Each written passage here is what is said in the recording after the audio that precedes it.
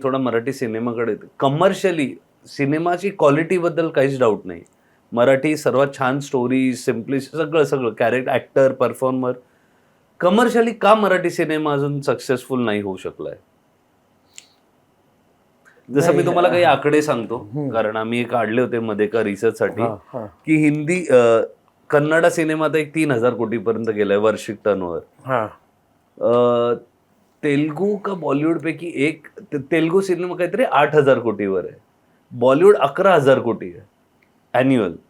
आणि 2018 मराठी सिनेमाचा पीक होता 200 कोटीचा. एवढा डिफरन्स काय?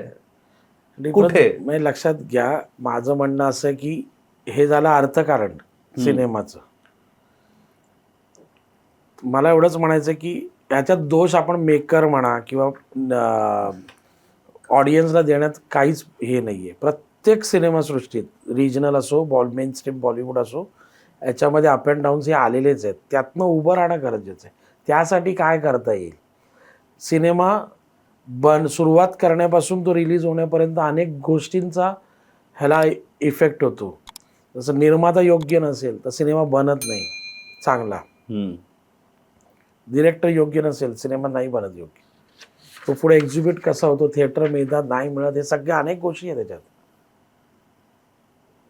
लक्षात, तर सिनेमा तुम्हाला मुळात तो तसा बनवायला लागणार जेव्हा लोक तो ठरवणार की बाबा आपल्याला हा सिनेमागृहात जाऊन बघायचा आहे. 2 करोडचा सिनेमा, 1 करोडचा सिनेमा जेव्हा 10-10, 15-15 कोटी कमवेल किंवा जे काही त्याचा अर्थ, तेव्हा तुम्हाला नंबर्स दिसणारच आहेत. ज्या कन्नड इंडस्ट्रीचं तुम्ही बोललात, काही वर्षापूर्वी सगळ्यात खाली असणारी इंडस्ट्री होती. बरोबर.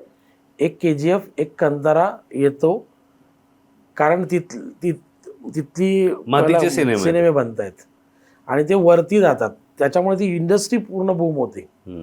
अजून मराठीमध्ये हे स्थित्यंतर घडलेलंच नाहीये. आपण शिवाजी महाराज, छत्रपती शिवाजी महाराजांच्या पलीकडे जाऊन सिनेमाच बनवत नाही. आणि मातीतलं मुळात काय होतंय, मराठी सिनेमाला खूप विचार कर, म्हणजे मी तेवढा तज्ज्ञ माणूस नाही असं मी स्वतःला समजतो. कारण मला जी गोष्ट योग्य वाटते, कारण आत्ता मला बऱ्याच जणांनी इंटरव्ह्यूमध्ये विचारलं होतं की आता तुम्ही मराठी सिनेमा करणार नाही का, तर माझं उत्तर ठाम होतं नाही म्हणून. पण मी करेन का, तर मला जर माझ्या मातीचा सिनेमा करायचा असेल ना तरच तो मी करेन. पण अर्थकारणाच्या हिशोबाने जर बघायला गेलं ना तर मी नाही करणार, कारण तेवढीच मेहनत आम्ही करतो पण सिनेमा ती पोचतच नाही. मी पिकासो असो, धुमशान असो, पिकोलो म्हणून एक सिनेमा केला होता, ह्या सगळ्यात तेवढीच मेहनत केली जेवढी मी आखरी सवालसाठी केली आहे. पण आखरी सवालला जे घवघवीत यश मिळतंय नॅशनल लेवलवरती, आणि ज्याच्यामुळे आज माझ्याबद्दलचे काही रिव्ह्यूज म्हणा किंवा जे काही माझं ॲप्रिसिएशन होत आहे, येत आहेत, हे मला मराठीत नव्हतं मिळत. कित्येक लोकांनी नॅशनल अवॉर्ड मिळून मला हा प्रश्न विचारला मराठी इंडस्ट्रीतल्या, की पिकासो म्हणजे कधी आला हा सिनेमा, इथपासून आपल्या चित्रपट सृष्टीचं नॅशनल अवॉर्ड मिळालेला सिनेमा मराठी माहिती इंडस्ट्रीतल्या लोकांना माहित नव्हतं. त्यानंतर किती मराठी सिनेमा इंडस्ट्रीतल्या लोकांनी तुम्हाला सिनेमा करण्यासाठी अप्रोच केलंय?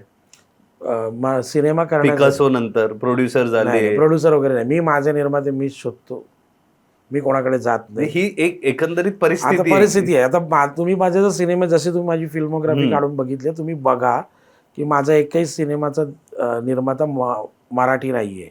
मराठी सिनेमाचा मराठीचे मोस्ट ऑफ पहिला सिनेमा माझा करणारा शिलादित्य बोरा म्हणून निर्माते आहेत, ते आसामचे आहेत. दुसरा सिनेमा मी स्वतः आणि माझा एक सत्य अय्यर म्हणून मित्र, दोघांनी, तो तमिळ आहे, दोघांनी मिळून आम्ही कंबाईन मध्ये तो पिक्चर धुमशान.